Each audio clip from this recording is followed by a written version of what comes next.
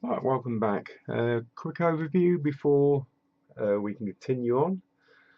Last time we got the flooring, we got the two gable ends and chimneys put in, and also we got the main support across between the two chimneys for the actual roof.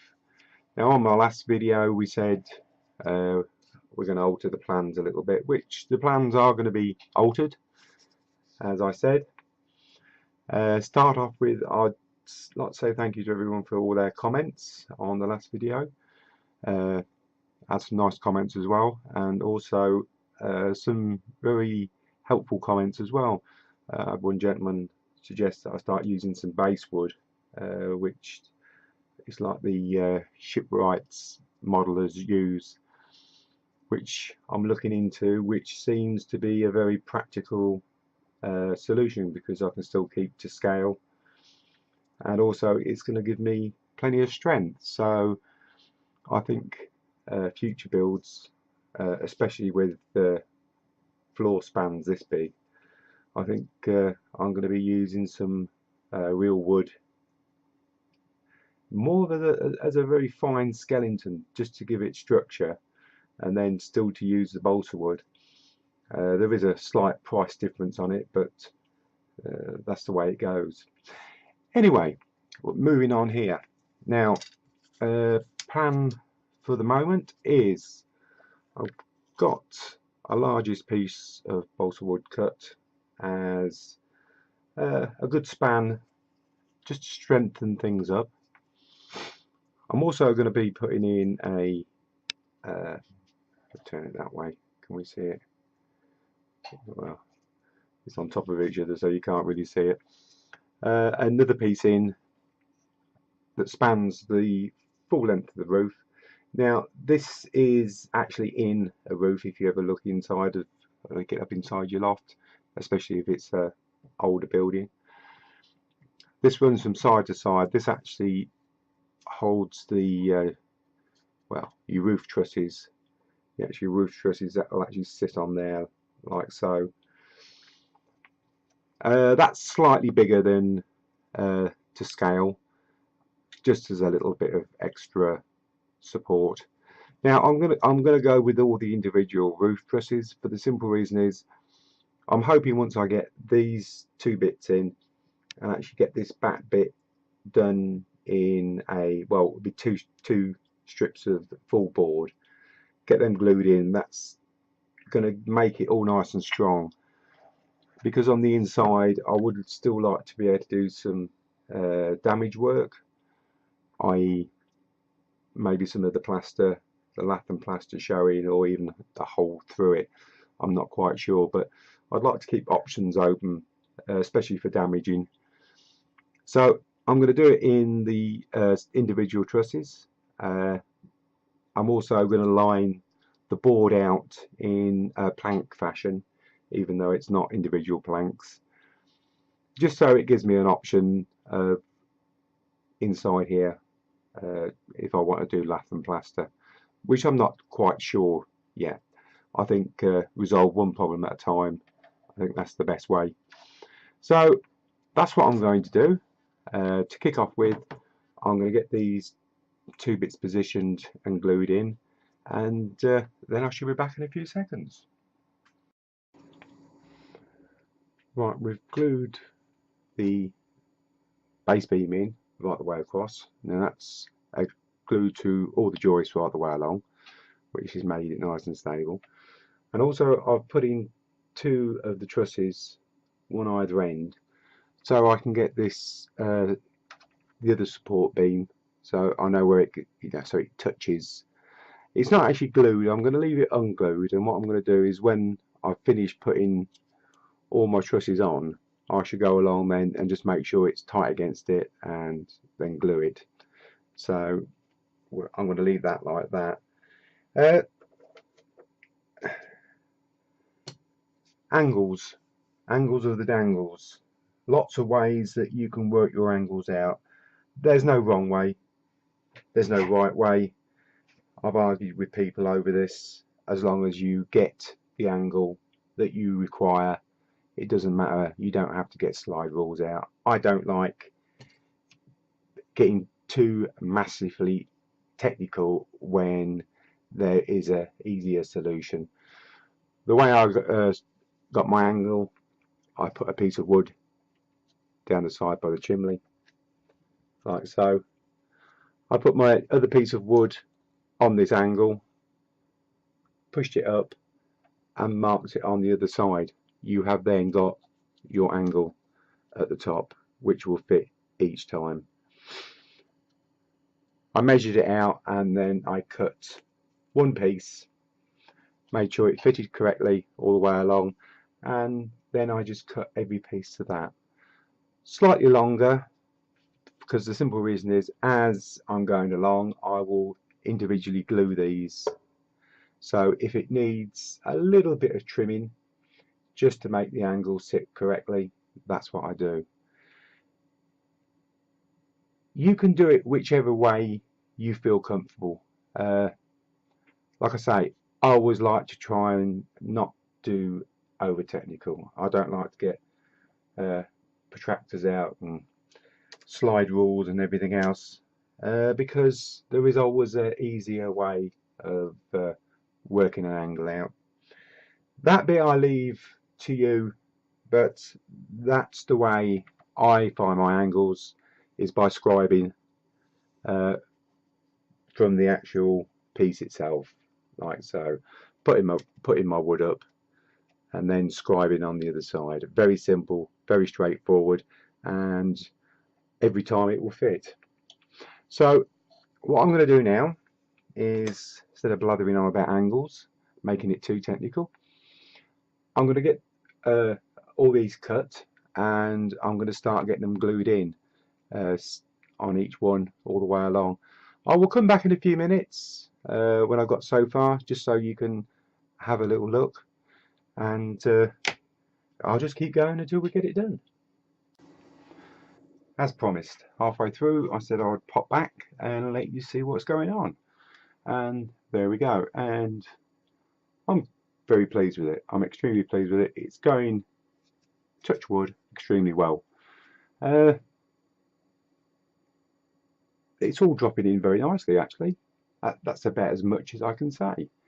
It's really starting to look like a house now. So I'm going to carry on and get the rest of these in, and I shall come back when it's all complete. We have got the back section completed, and I'm a happy man because it's all gone very well, all gone together nicely. As you can see, everything's sat down nicely, all in line. I'm like I say, a very happy man on this bit. I've glued in the support beam that runs from side to side. That's all glued down now. I've also, if you can just see down the back there, I've put an extra beam in just behind the big beam. This is there to take the wall, because we're not going to see this part really. Well, I don't know yet. So, well, anyway, that's going to take me wall for the actual loft itself. So I'm happy, and now I can move on to the next bit. Now the next bit I want to move on to, I'll just turn it all the way around, is I'd like to get on with another set of stairs. I'll bring that forward a little bit.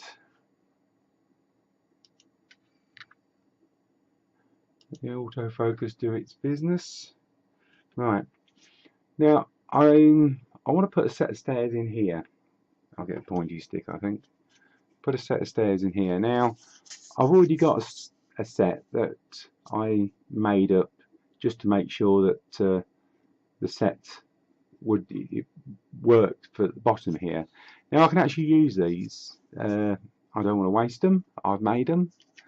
But the one thing is, it's slightly bigger than the opening, as you can see. So it means I'm going to have to cut this down.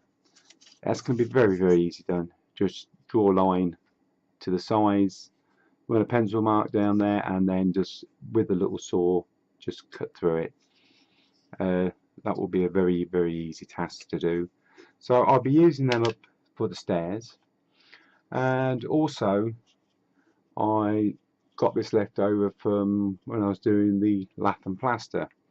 This is one I pulled all off and was going to redo it again, but then changed my mind and did another one. So I'm actually going to be using this. I'm going to be using this as one of the partitions. So I'll actually be cutting that down to fit, because I might as well use up what bits I've got. There's no point of making more. So first things first, I'll get on and get the stairs cut down. I'll get my partition cut down as well, and then I'll come back to you and we'll have a little look how it's going to be sat in there. Right, I've made, if we can see this, I've made the partition, I've cut it down. This will be slotted in there, and also I've cut the stairs down, so that will just fit just nicely in there, like so, but not that way. So what I'm going to do now, because this is going to be very difficult to actually show you, mind you, I might be able to do it. All I'm going to do is going to get my clippers, and I'm going to take that out. I'm going to take that one out. I'm going to take that one out. There we go. So the actual stairs will sit in that space here at quite a steep angle, like so. They'll actually be coming up roughly about there somewhere, I would say, to come up in line with the roof line. So what I'm going to do is I'm going to put another joist this side, and just put some blocks in and a double joist across the end here to stiffen things up, and the same across the back there. I shall just put a small joist across there. I'll be using these bits that I've actually cut out, so we'll be putting a new joist in there just to finish that off against the wall, and then a couple of bits across the end for the actual finish, and then I'm going to glue it into place. So I shall get on with that. I'll just turn that so you can actually see the opening, and the actual stairs will be coming up. It's getting rather fiddly now. The stairs will be actually stay. So the stairs will actually be coming up like that, because that's the look I wanted to get, is to see the underneath of the stairs as well as the too many tight spaces and too many big fingers with the partition going in like so. The partition will be broken up for the damaged area here, but that's roughly what it's going to look like. So what I'm going to do, I'm going to go ahead and I'm going to get this all glued in and sorted out, and then I'll come back and we'll have another look. Okay, this is your last clip for this video, I'm afraid to say, because we've hit the 15-minute mark again.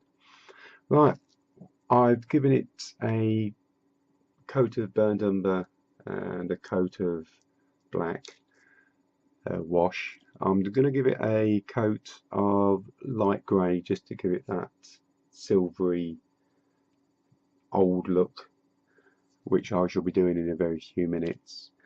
Now, I was fitting the stairs. If I bring the camera in, the stairs have been put in situ, because the simple reason I wanted the stairs to sort the stairs out was because I needed the opening at the top so I can start boarding if we go up without causing too much devastation.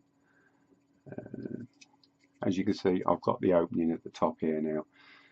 So my next project is going to be getting all this boarded out all the way through, ready to start getting some battens and bits and pieces on these on the roof line here, and sort of like creating it into a room. So if we just pull the camera back a little bit and we'll give it a twirl. So all the back's been just done with, like I say, the burnt umber and a black wash. I should give it a grey wash just to finish it all off. I'm more than happy. It's come out really well. I'm quite happy with that. On the back here, this is going to be boarded. I was going to use one solid piece of balsa wood, but the structure is extremely strong. I'm more than happy. Hang on, got the stairs hanging on there as well, but the structure is more than adequate now. I'm quite happy with that, so I'm going to go with the individual boards all the way up, for the simple reason is, if I need to create some damage at the back here, I can break through, create the damage, and the correct items are going to be behind there, the joists, and the wood's going to splinter in the right sort of fashion. So that's going to be my next project with the floor. So I'm going to go for the floor and get this back all boarded out, ready for battening and tiling, which I've got to start making the tiles because, well, they're going to be slates actually, because I haven't really got enough sort of experimental ones. I haven't got no experimental ones actually, because they came out correctly the first time, so I shall have to start making some. So that's like sort of like an overview of what's happened and what's been done, and on the next video, like I say, we'll be getting on with the floor, the back, and also I probably will be doing the ceilings and the lath and plaster, should I say, in the ceilings here. Coming back out, I'm toying with the idea of having some type of vehicle